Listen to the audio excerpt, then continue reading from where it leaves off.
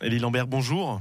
Bonjour. 1815 postes supprimés en France l'an prochain dans les centres des finances publiques. C'est ce que prévoit la loi de finances 2017. En Côte d'Or, je crois que c'est 20 postes qui sont supprimés sur 800. C'est 2,5% des emplois. Ça paraît comme ça pas énorme. Est-ce que ça vaut le coup d'appeler à la grève ? Ah oui, ça vaut le coup d'appeler à la grève, ça c'est sûr. C'est quand même, je suis responsable syndical. Ouais. Mais j'imagine mal contre des suppressions. C'est un service, c'est tout un service, c'est un service d'accueil du public, de renseignement qui est supprimé. Parce que c'est jamais, si vous voulez, des postes, on va dire, de direction. C'est toujours des postes qui rendent service au public et qu'au nom de gains soi-disant de productivité, on supprime. Résultat des courses, la population va une nouvelle fois galérer pour obtenir un renseignement et puis pour avoir un service correctement rendu. Vous l'avez sans doute entendu au travers des déclarations des candidats à la présidentielle et notamment des candidats à la primaire à droite et au centre. Certains candidats proposent de supprimer de 100 000 à 500 000 postes de fonctionnaires sur 5 ans. J'imagine que ça vous fait bondir, Élie Lambert, cette proposition ? C'est évident. Je me demande où est-ce qu'il pourrait trouver supprimer à 100 000, à 500 000. Nicolas Sarkozy l'a fait entre 2007 et 2012, 150 000 de postes de fonctionnaires qui n'ont pas été remplacés. Oui, certes, mais pour autant, on a vu dans l'état dans lequel ça a mis la France, très clairement, ce pays, notamment dans l'éducation, si vous voulez, où il y a eu 80 000 postes supprimés, où François Hollande donc a ramené, on va dire, a promis en tout cas 60 000 créations. Bon, donc pour l'instant, on est à la moitié à peu près.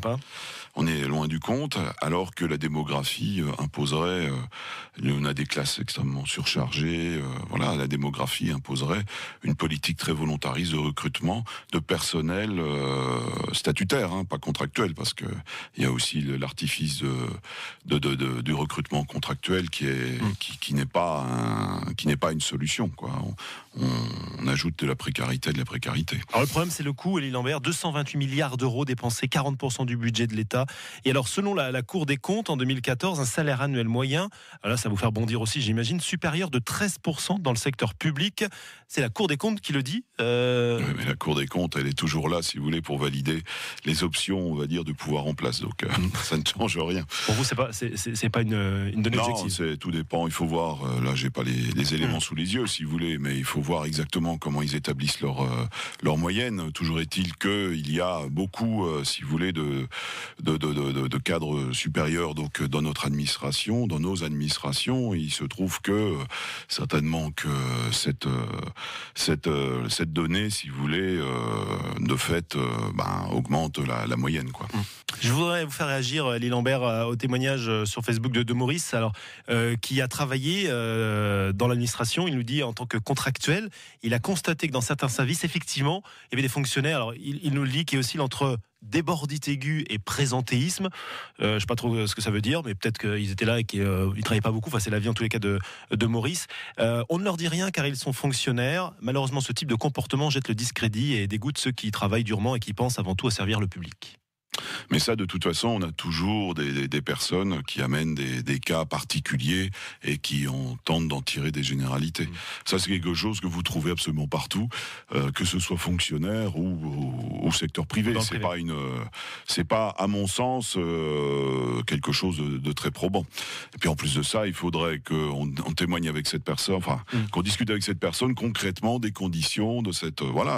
Effectivement, moi, je vois surtout de la débordite aiguë. À la place des services publics, c'est quelque chose d'absolument fondamental dans notre pays.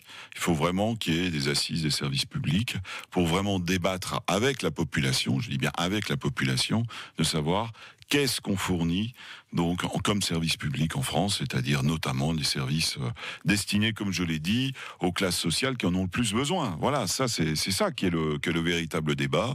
Et d'ailleurs, on organise donc le week-end prochain, donc avec toute une kyrielle d'organisation à Montreuil, des assises sur les services publics, justement pour débattre. Alors là, pour le coup, entre professionnels, mais pas uniquement, donc avec une partie de la population, du moins celle qui voudra bien participer.